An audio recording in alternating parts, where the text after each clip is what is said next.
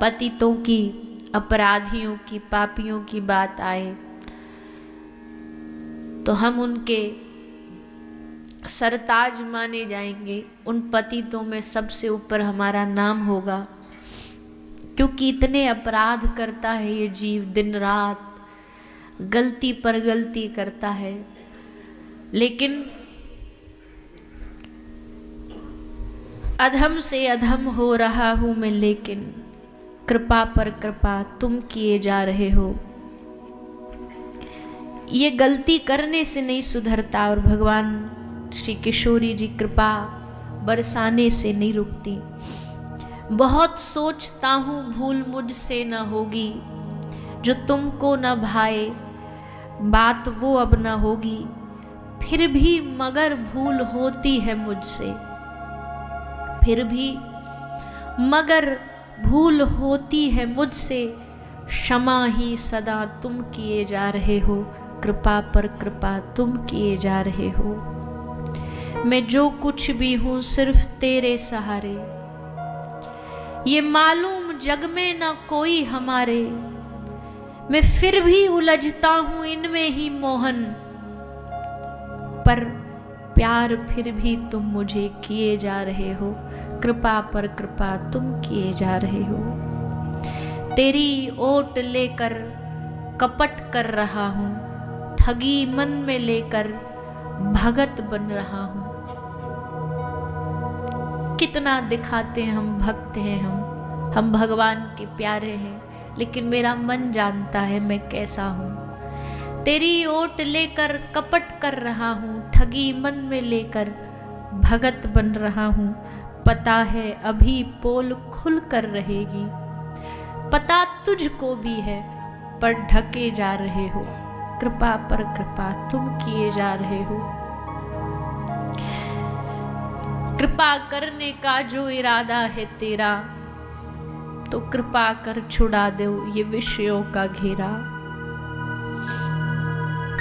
कृपा करने का जो इरादा है तेरा, तो कृपा कर छुड़ा दो ये विषयों का घेरा। अगर तुमको लगता है मैं जैसा हूं अच्छा, अगर तुमको लगता है मैं जैसा हूं अच्छा, तो बोलो फिर मिलने कब आ रहे हो। कृपा पर कृपा तुम किए जा रहे हो। खूब अधमता करते हैं हम, खूब अपराध करते हैं, नादानियां करते हैं, पर वो ईश्वर, वो प्रभु अपनी कृपा से हमारे सारे अपराधों को क्षमा कर देता है, हमारी सारी गलतियों को माफ कर देता है। बस इतना भरोसा हृदय में रखना है कि गलत भी हैं तो भी उसके हैं, अच्छे हैं तो भी उसके हैं, पापी हैं तो भी उसके हैं, भक्त हैं तो भी उसके हैं। इतना विश्वास हृदय में जग जाए बस साधु संत महापुरुषों की कृपा से, हम कहेंगे कि ये तो हमको पता ही है कि हम उनके हैं, इसमें क्या विश्वास जगाना। बोले भैया एक जुबान से कह देना कि हम उसके हैं ये बहुत आसान है, पर दिल अभी इस बात को मानता नहीं है कि हम उनके हैं। क्योंकि उनका मानते होते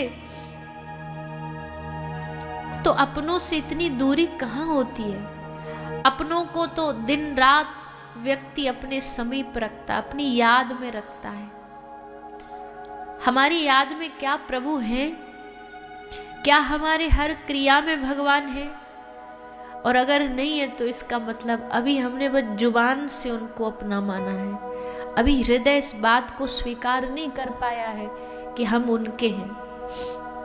जिस दिन मानेगा हृदय से, फिर देखो ठाकुर जी गलती सहित स्वीकार कर लेंगे, किशोरी जी अपराधों सहित हमें स्वीकार कर लेंगे।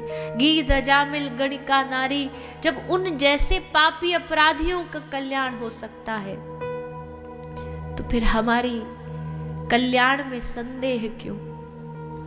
इसलिए यही भगवान से प्रार्थना करो कि प्रभु ऐसा कोई बुद्ध महापुरुष ऐसा कोई गुरु, ऐसा कोई सत्संग हमें प्राप्त हो जाए जिससे हमारे हृदय में बात बैठ जाए, ठोस तरीके से बैठ जाए कि अपराधों के बाद भी हम उनके ही हैं। एक सेठ जी का बेटा कितना भी नालायक निकल आए, पर आखिरकार वसीयत जाती तो उसी के पास ही है ना।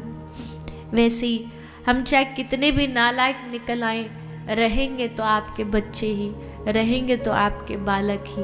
आप ही हमारे त्वमेव माताश्च पिता त्वमेव, त्वमेव बंधुश्च सखा त्वमेव, त्वमेव विद्याच द्रविणम त्वमेव, त्वमेव सर्वम मम देव देवा। आप ही हमारे सर्वस्व रहोगे। भटक लेंगे दुनिया में, हो सकता है एक आध जन्म में भटकते फिरे, दुनिया को अपना समझते फिरे, दुनिया के लोगों को अपना समझते फिरे, पर फिर एक दिन आएगा भगवत कृपा से जब ये हृदय इस बात की गवाही देगा कि ये संसार तेरा केवल बाहर बाहर से है, ये नाते रिश्ते केवल बाहर बाहर से हैं। एक दिन अंत में आकर के उस परम तत्व के पास तुझे जाना है, उनके चरणों में मिलना है। बस इतना भाव स्वीकार हृदय ने कर लिया जिस दिन, तो सारे बंधनों से मुक्त हो जाएगा। और यही भक्ति सिखाती है, यही भजन सिखाता है, यही भगवान का नाम सिखाता है। मन कोई कह देता है कि भैया ये सत्संग कथा, इसका मतलब है कि मन के सब इच्छाओं को मार दो। मरी है आज तक किसी की? इच्छाएं छूटी हैं किसी की आज तक? संसार छूटा है किसी का आज तक? नहीं। हमें भी छोड़ने का प्रयास नहीं करना। जीवन बीत जाता है, संसार छोड़ेंगे छोड़ेंगे, कभी छूटता नहीं है। ये आसान नहीं है, ये बड़े बड़े सिद्ध महापुरुषों के लिए संभव है। हम जैसे संसार के गृहस्थी जीवन में जीने वाले लोग कहाँ संसार छोड़ पाएंगे? तो बस इतना करना है। हम बार बार कहते हैं, छोड़ने के चक्कर में मत पड़ो, बल्कि पकड़ने के चक्कर में पड़ो। छूटेगा कभी नहीं, पर हाँ तुम भगवान के चरण पकड़ लो। उन चरणों को पकड़ करके वो अपने आप नैया पार लगा देगा। गंगा जी में अपने आप नहीं पार किया जा सकता है, किसी नाविक की आवश्यकता होती है। ठीक वैसे ही भगवान के पास जाने के लिए, उनके चरणों तक जाने के लिए नाव की आवश्यकता है। उस नाव में बैठ कर के अपने बल से नहीं, भगवान की कृपा के बल से पार उतरा जाता है। ऐसी सद्भावना मन में हो,